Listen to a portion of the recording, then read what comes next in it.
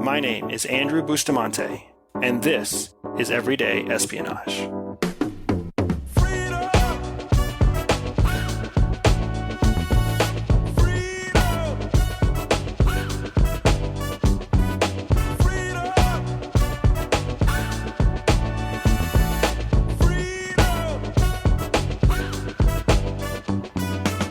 One of the corporate buzzwords that I hear the most often that really frustrates me is the word leadership. And everyone has an opinion about leadership, where what leadership is, what leadership isn't, how you know if you're a leader. And then, of course, everyone has some kind of book or some kind of training or some kind of TED Talk suggestion so that you can learn more about leadership. When I went through training at the agency and even after I left the agency and saw what corporate life was like through the eyes of a spy, I realized very quickly that the world doesn't understand leadership for what it really is. Instead, it's turned into this commodity for trade and for sale. So I wanted to just take a few minutes and share with you what I have seen through my agency experience and what the CIA trained in me as the understanding of what leadership is and what leadership isn't. Now, first, leadership is something everybody has. It's something that you're born with. It's intrinsic. It's not something that you have to develop. It's not something you have to grow. It's something you already have. It's like your eyes. Some people have green eyes. Some people have blue eyes. But by and large, we're all born with eyes. Some people have eyes that see really clearly. Some people have eyes that don't see at all. But all of us are born with eyes. And it doesn't really matter how much you look or how small or large the things are that you look at. Your eyes work the way that your eyes work. That's it. It's natural. It's nature. It's the way that you've been wired. Your actual neural pathways that control your optical nerves and your optical abilities. That's the same thing with your leadership. Leadership is not something that you can go out and buy. It's not something that you can go learn for 2 years. It's always going to be what it is. And if you become accustomed to a certain kind of leadership, it's because that's either what you're experiencing or what you prefer. It's the same, just like when we were just like our example with our eyes. The people who are used to living in a place with cloudy overhead coverage become very accustomed to looking at the world when it's a little bit dim and cloudy. And when it's bright, their eyes hurt. And similarly, the people who live in a bright place like Florida or Hawaii, when they have a cloudy day that comes in, it actually makes their eyes kind of hurt. It becomes difficult to see because they're used to an abundance of light. The point here is that the agency introduced us to the idea that leadership isn't something that needs to be cultivated or trained. Instead, it's something that you already have that you just need to understand. If you know that you are highly efficient in bright light, then the agency wants to put you in a place with bright light, like Hawaii or Florida or Southeast Asia. If you are highly efficient or highly effective in a place with low light, with dim overhead cloudy days, then the agency wants to put you someplace where you have low light days, like Norway or Sweden or Russia. That's the way that they work. They don't try to change who you are. They try to help you identify who you are and know where you fit best. So our training with leadership really all starts with the question of what type of leadership is natural to you. And they introduced this concept to us called builders and runners. So if you consider everyone a leader, everyone is a leader in some way, then there are two different kinds of leadership: builder leadership and runner leadership. Builder leadership are the leaders out there who like to build something new.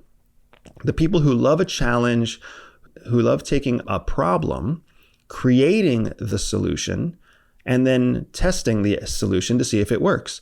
And if it does work, then they're very excited. If it doesn't work, then they're just as excited to try a new solution. These are your builders.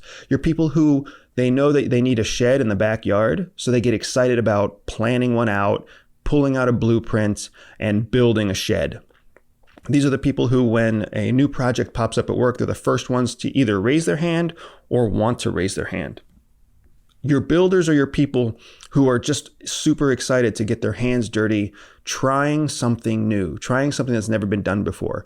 They want to bake a birthday cake that they've never baked before. They don't necessarily want a recipe that's exact. They want a recipe that they can choose how much to follow and how much to change. These are your builders, your builder leaders, but who I want you to start to identify as these are your builders. Now, on the other side of the spectrum, you've got your runners. Runners are the people who want to run something that is already working. These are the people who thrive on continued, predictable success. These are the folks that when a new shed is needed in the backyard, they go online and they find the best prefabricated shed on the market, and then they go buy it. And if for some reason they can't afford it, they find a way to be able to afford it because they want to run the most efficient, most successful operation possible. When birthday time comes around, they want to make the same cake they've made 150 times before for every other family member because everybody always gets the same chocolate cake for their birthday because that's the cake they have a very high level of confidence will come out best. So they want that kind of cake. These are your runners.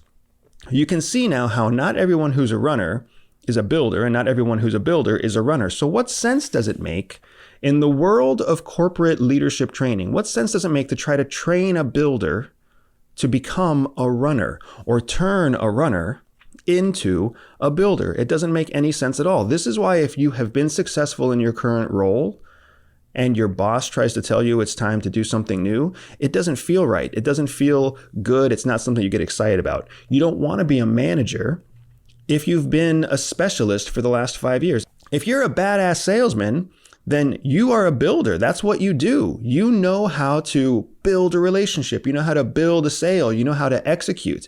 You shouldn't be put in a manager position whose job is to run a team of salesperson.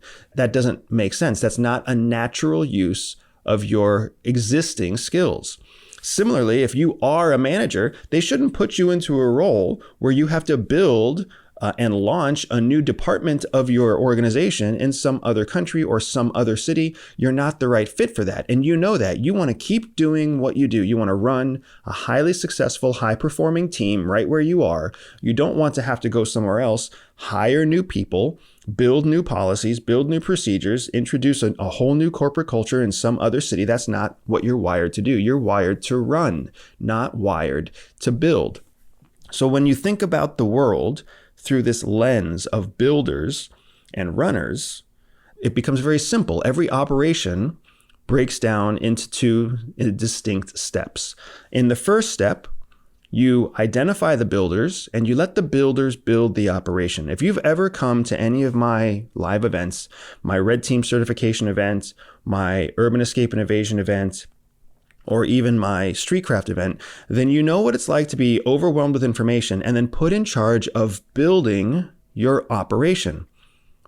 There are natural people in every one of my training courses who roll in and they love the idea of building their own operation. They want to get messy with it. They want to get experimental. They want to test the boundaries to see if certain things work. These are my builders. Awesome, hard-charging, high-achieving leadership people who want to build. But as soon as it's built, the idea of actually executing it, let alone doing it more than one time, becomes very dull to them. They built it because the challenge, the reward, was in the build. Now that they actually have to go and run it 3, 4, 5, 12 times, that doesn't sound very exciting. This often happens to small business owners who get very excited about building a business, but then when the business is up and running and it turns into you sitting behind a desk day after day, just monitoring metrics or checking stats or answering customer service complaints, that becomes a very mundane existence to them because their energy, their joy comes from building. In my operations, in my exercises, in my advanced courses, I love watching the builders do what they're good at. And they build. And then the runners step in. Now, when I have a group of, say, 10 students, it just naturally works out that there are runners and builders in the group. The builders will all help every one of the runners build their operation because not every runner feels comfortable building. but every builder feels comfortable building, and they'll build for themselves. They'll build for someone else. It's kind of like throwing kids into Legoland. If they can touch a brick, they're going to build with it. It's a beautiful thing, I think, to watch builders build. But then when the time comes to take that operational plan and execute it in the field, that's where the runners shine. Now, the builders they put their final touches on it and it's all built, and they may not be that excited about actually going out and spending the next 4 hours, running around, sweating it up, watching for surveillance or doing whatever else they have to do, because the adventure for them was in the build. But now in my advanced courses, when they have to go back out and they have to actually execute on the plan, those builders start getting a little bit nervous. What if my build doesn't work? What if my build gets beaten? What if I did something wrong? Runners don't think that way at all. Runners say, this is what I have to execute. This is what I have to do. Let's go do it. So then these runners step in, they put the builder on their back, and then they're off to the races. They're like a racehorse. They're like a chariot. The builder is unsure of what to do when the time comes to execute, but your runner is 100% clear on what needs to get done, and they follow the plan that was put in front of them. Now, if the plan falls apart, then the runner is left in the field with no idea what to do. And when something breaks, that's the perfect time for a builder to step in and build something new. So now I hope you're starting to see where I'm getting with this. The world is full of builders and runners. Right now, in leadership, in corporate America, in colleges all over the United States and all over the world, everyone's trying to turn people into leaders.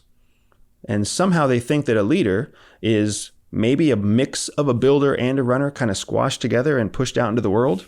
But that's not ever going to be efficient. That's never going to be successful, because the person's natural strength is always going to shine through. Even if you train a builder to be a runner and then label them a leader, when the shit hits the fan, pardon my language, they're still just going to be a builder at heart. What we need to do is understand that there are builders or runners, and that instead of trying to turn one person into both things, we need to build teams that have both talents present. If you want success in your sales team, or you want success in your corporate organization, or you want success in your small business, you need to build a team of people where the natural instinct of one person is to build and the natural instinct of the other person is to run. When you do that, here's what happens. Your builder builds a new process or a new product, a new idea, a new marketing method, or a new ad. They turn it over to the runner, and the runner runs it. And anytime something doesn't work, anytime something breaks, anytime something needs to be improved or evolved, they give it right back to the builder, who evolves it, builds it, improves it, and gives it back to the runner. And when things are working well, that runner executes every minute of every day with precision and consistency. And then the builder, during the same time that the runner is running everything effectively, the builder goes on to build something new. And then when the builder has that new thing built, they turn it back over to the runner, and the runner runs it again. And then you can see how this just continues. One of the places where I saw this really come through was whenever I worked in corporate America. I was a builder. I build ideas. I turn them into reality. I take things that didn't exist and make things exist. It's exactly why I love my company, Everyday Spy. Nothing like Everyday Spy ever existed before. I built it. It's not always pretty. It's not always functional, but I can execute something that never existed before, and I can spend my time building improvements, building ways to make it more efficient.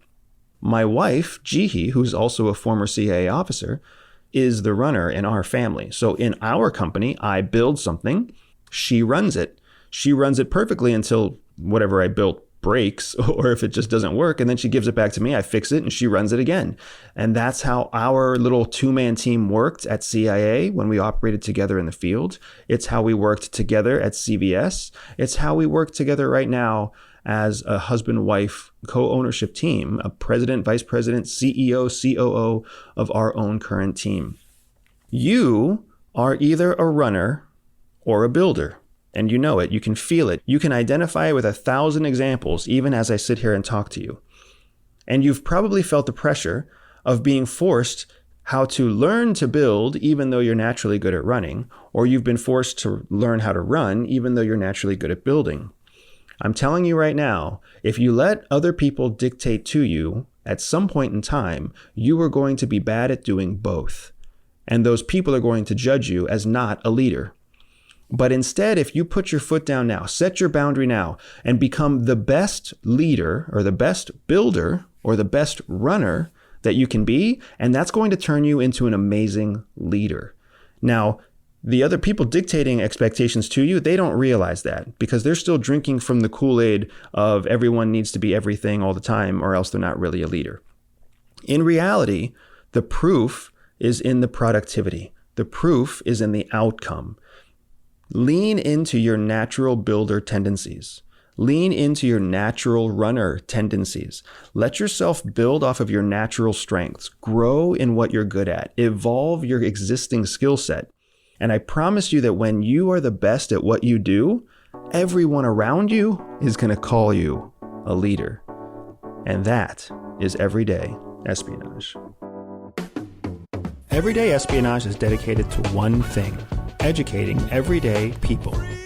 I know that not everyone will listen, but those who listen will learn. If you learned something new today, click subscribe, review, and share the podcast with a friend. Find me on social media at Everyday Spy or on my website, everydayspy.com. If you are up for a special challenge, visit everydayspy.com/operations and join me for an authentic spy training mission. And above all else, remember that knowledge is freedom.